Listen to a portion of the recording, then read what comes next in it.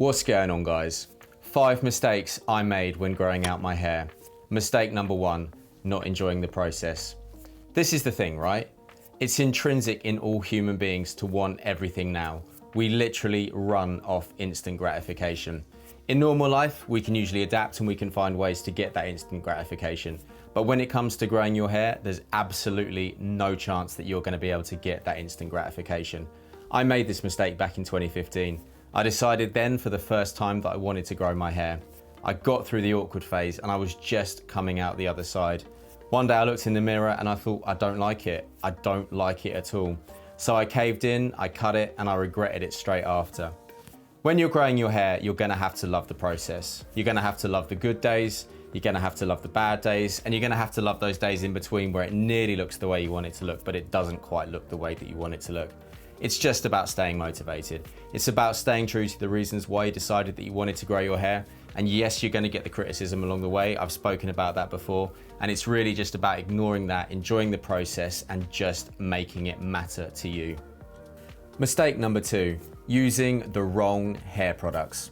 So I look back at this one and it makes absolutely no sense. During the early stages of growing my hair and all the way through the first and the second year, I actually paid no attention to using the right shampoo, no attention to using the right conditioner, and I would literally just go into the supermarket, pick up the first shampoo and conditioner that I could find, take it home and use it.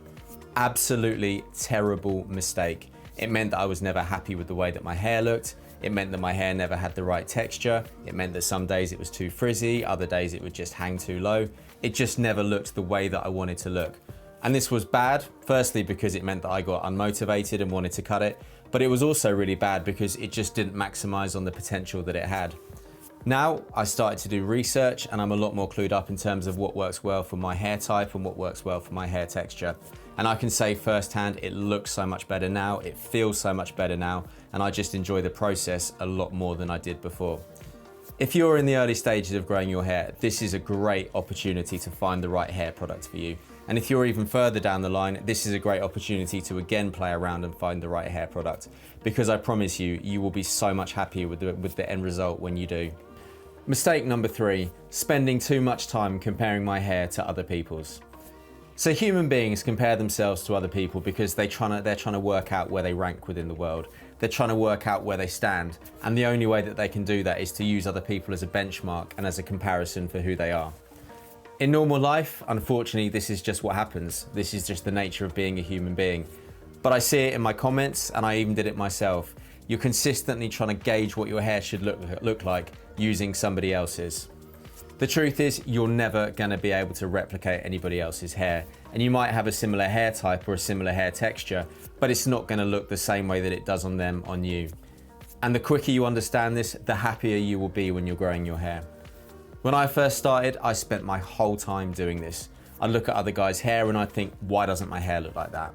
I'd look at other men's hair and I'd just think, is it ever gonna look like that? And of course it never did and it never will. My hair is my hair and my hair looks the way that only my hair can look on me. Now I've appreciated that and now I've realized it, I feel so much better. I enjoy the process a lot more and I like looking at my hair and the way I look a lot more. Because I'm being authentically myself and I'm using my hair to help me authentically represent that. So don't compare yourself to other people because you will get disheartened. Enjoy the way that you look, enjoy your own style and just focus on that. Mistake number 4, trying to force my hair to grow quicker than it should. So I say trying to force it to grow, what I actually mean was trying to make it look longer. So as you can see, my hair has definitely got a wave to it. And I actually now think having a wave in my hair is fucking great. But when I was growing my hair, it meant that it always looked shorter than it actually was. And in fact, even now, you can see that it looks shorter than it actually is. When I was growing my hair, I wanted that length to come as quick as possible. So what that meant that I used to do was I used to absolutely hammer and attack my hair most days with a blow dryer on a very, very high heat. So yes, it would probably look longer, and yes, I managed to get more length out of it from a visual level. But what was actually happening below was something much worse. I was damaging and I was losing more hair than I should do and more hair than you'd expect to lose on a daily basis. Now, this has actually meant that unfortunately I've got some shorter bits like this here from where I've tried too hard to style my hair and where I've tried too hard to lengthen my hair. I wouldn't recommend that you do the same thing. Instead, I would actually recommend that you give your hair the time it needs to grow. You let it grow at its own rate, you don't overstyle it, and you let your hair do what feels most natural to you. Firstly, because it's gonna make your hair feel more healthy, but also secondly, just because your hair is gonna look so much better because it's gonna be doing what it's naturally meant to do. Mistake number 5, not getting any maintenance cuts along the way. So some of this came as a result of lockdown and the restrictions and barbershops being shut, but also some of this just came on the fact that I just didn't pay enough attention to it. When I was growing my hair and I was in the early stages, I actually waited just over a year before I had my first haircut.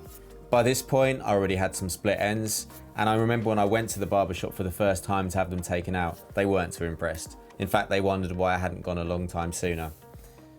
After that, I then said, I'm gonna go again. I'm gonna make sure I get the split ends cut. 6 months later, I went again, and this time round it was a little bit better. Unfortunately, now in the UK, we're stuck in a lockdown, and it's only on Monday that barbershops are starting to open again, and I'll be able to go and get my hair attended to.